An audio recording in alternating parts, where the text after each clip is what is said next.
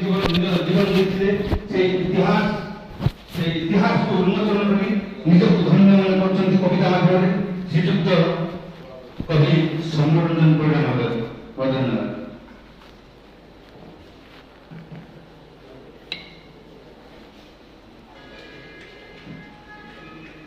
आजिर उपखंड स्तरीय ओडिया पाठ्य पालन दिवस अवसर में आयोजित युव लेखक सम्मेलन और सारस्वत कार्यक्रम मुख्य अतिथि हिंदोल उपखंडर उपजिलापाल महोदय श्रीयुक्त प्रभास सार, वरेण्य अतिथि जड़े बाग्मी जड़े साहित्यिक सारस्वत साधक डॉक्टर कल्याण सौरभ दास महोदय गोष्ठी उन्नयन अधिकारी हिंदोल एवं वरेण्य अतिथि राजीव सार आमर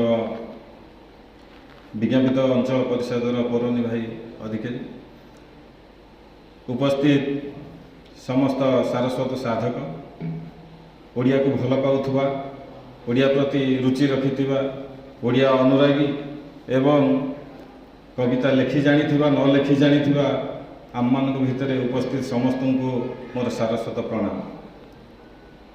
अभय भाईनांकर बो कविता शरद सार माँ कविता एवं ओडिया अस्मिता कविता तीनोटी कविता शुणा पर जड़े युवक हिसाब से युव लेखक सम्मेलनी पालन अवसर में उपस्थित हो मो मन में सृष्टि होता भावावेग को मु रोकी पारना कहवाक चाहे ओडिया प्रति प्रीति वास्तविक मत जन ओडिया हाँपाई बहुत बाध्य करे। मु कौन लेखा कौन साहित्य कौन कविता रचना चाहे 500 किलोमीटर हेले भी मुझे मो प्रति मो भितर से जो जो भावावेग मुझे अस्मित बोली मन करे। मु कहवाक चाहे ए ढेंकानाल माटी वीर संग्राम माटी साहित्य हूँ गोटे संग्राम साहित्य को जे बुझे बहुत भल लगे। सार लिखती वीडियो सार लिखती कविता लिखती बहुत लेखा देखी सार आम गुंडुची मूषा किंतु ओडिया प्रति रुचि यही गोटे ओडिया समाज सृष्टि करा को मर्म मर्म अनुभव करवा उचित। सरकार ये जो परिकल्पना एवं ये परिकल्पना को वास्तव रूप देउथुवा आमर सब कलेक्टर साहब ये जो आयोजन मो साधुवाद जनाऊँ मो अंतर गभीरतम प्रदेश जो माटी जो संग्राम माटी रे ढेंकानाल वीर वैष्णव पट्टनायक महेश चंद्र सुभाष सिंह हरमोहन पट्टनायक भली संग्राम मान जन्म नियंती वीर बाजीराव मूसा मलिक अनेक गड़जात गांधी आपणकर सारंगधर दास आरंभ कर जो माने गड़जात प्रजा आंदोलन तुंग धरती से पाखरे ये पावन माटी रे हिंदोल माटी रे मो नमस्कार जनाऊँगी। आज ये सारस्वत साधना ये कवि सम्मेलन युवक मान उत्सर्ग होता युव लेखक सम्मेलन परिकल्पना ये जड़े युवक समय ही कविता सर्जना करने साहित्य सृष्टि कले वास्तविक समय परवर्ती समय समाज प्रति जो मेसेज जीव जो सृष्टि स्रष्टार सृष्टि आगको आगको माड़ी चलो प्रसरी जीव से युव लेखक सम्मेलन परिकल्पना सरकार ये लोकाभिमुखी कार्यक्रम को मो अत्यंत हृदय सहित साधुवाद जनाऊँगी।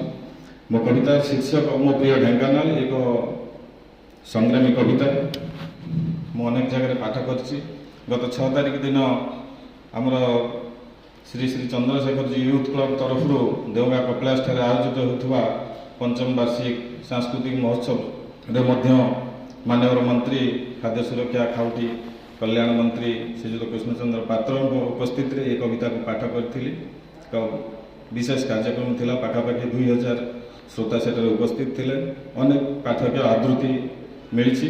मु कहवाक चाहे मु लेखा को नहीं गर्व करे नहीं माटी को नहीं गर्व करे समस्त गर्व करने उचित आउ डेरी नक शुणा कविता मो प्रिय ढेंकानाल।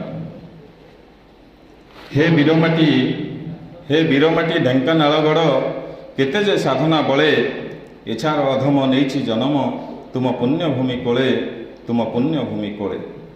କାହିଁ ସେ ବାଜିଆ କବି ବ୍ରଜନାଥ, କୁହେ ତୁମ ଇତିହାସ, ଛାଡ଼ିଗଲା ଢେଙ୍କା ଶବର ତା ନାମ, ରଚିଗଲା ସିନା ଯଶ।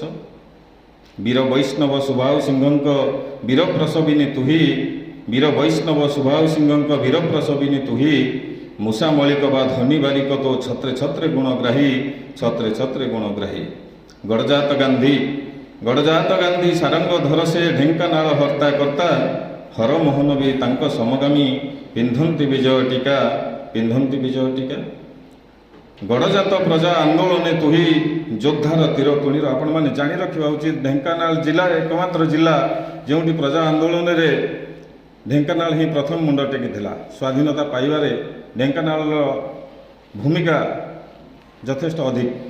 ଗଡ଼ଜାତ ପ୍ରଜା ଆନ୍ଦୋଳନେ ତୁହି, ଯୋଦ୍ଧାର ତୀର ତୁଣିର, ସେହି ତୁଣିରରୁ କୋଟି ବୀର ତୀର, ଛାଡ଼ନ୍ତି ରଣହଙ୍କାର, ଛାଡ଼ନ୍ତି ରଣହଙ୍କାର।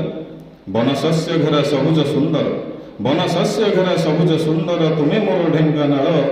ନଦୀ ଗିରି ବାୟୁ ତରୁଲତା ଆଦି, କେତେ ଶୁଦ୍ଧ ତୁମ ଜଳ, ନଦୀ ଗିରି ବାୟୁ ତରୁଲତା ଆଦି, କେତେ ଶୁଦ୍ଧ ତୁମ ଜଳ। ବ୍ରାହ୍ମଣୀ କୋଳରେ କାଶତଣ୍ଡି ନାଚେ, ଶରତ ପ୍ରେମରେ ମଜି, ତୁମ ସୁଶୀତଳ ଆଭାରେ ବିହଙ୍ଗ, ଖେଳେ ନଭେ ହଜି ହଜି, ଖେଳେ ନଭେ ହଜି ହଜି। ତୁମ ରାଇଜର ପାର୍ବଣ ଋତୁରେ ଲକ୍ଷ୍ମୀ ମେଢ଼ ଚିତ ହରେ, ଦରିଆ ସେପାଖୁ ଶ୍ରଦ୍ଧାଳୁ ଆସି ମାଙ୍କୁ ଅନ୍ତରେ ସ୍ମରେ। ତୁମ ରାଇଜର ପାର୍ବଣ ଋତୁରେ ଲକ୍ଷ୍ମୀ ମେଢ଼ ଚିତ ହରେ, ଦରିଆ ସେପାଖୁ ଶ୍ରଦ୍ଧାଳୁ ଆସି ମାଙ୍କୁ ଅନ୍ତରେ ସ୍ମରେ। ତୁମ ରାଇଜକୁ ଅମୃତ ଦୃଷ୍ଟିରେ ଚାହିଁଛି ବ୍ରାହ୍ମଣୀ ଦେଇ, ବଳଦେବ ଜୀଉ ଶାନ୍ତି ବିସ୍ତାରୀ, ପାଳନ୍ତି ଆଶିଷ ନେଇ, ପାଳନ୍ତି ଆଶିଷ ଦେଇ। ତୁମ ଧର୍ମପୀଠ ମନ୍ଦିର ମଠ, ତୁମ ଧର୍ମପୀଠ ମନ୍ଦିର ମଠ, ମହିମା ମନ୍ତ୍ର ପ୍ରସାର, ସପ୍ତଶଯ୍ୟା ପୀଠ କପିଳାସ ବା, ସତେ କେଡ଼େ ମନୋହର, ସତେ କେଡ଼େ ମନୋହର। କେତେ ରାଜତନ୍ତ୍ରୀ ଜ୍ଞାନୀ ଗୁଣୀ ଯନ୍ତ୍ରୀ, ଗଢ଼ା ତୁମ ଉପବନେ, କେତେ ରାଜତନ୍ତ୍ରୀ ଜ୍ଞାନୀ ଗୁଣୀ ଯନ୍ତ୍ରୀ, ଗଢ଼ା ତୁମ ଉପବନେ। ଏମନ୍ତ ଶୃଙ୍ଖଳା ତୁମ ବୀଜ ମନ୍ତ୍ର, ସଭିଏଁ ଭାଳନ୍ତି ମନେ, ସଭିଏଁ ଭାଳନ୍ତି ମନେ।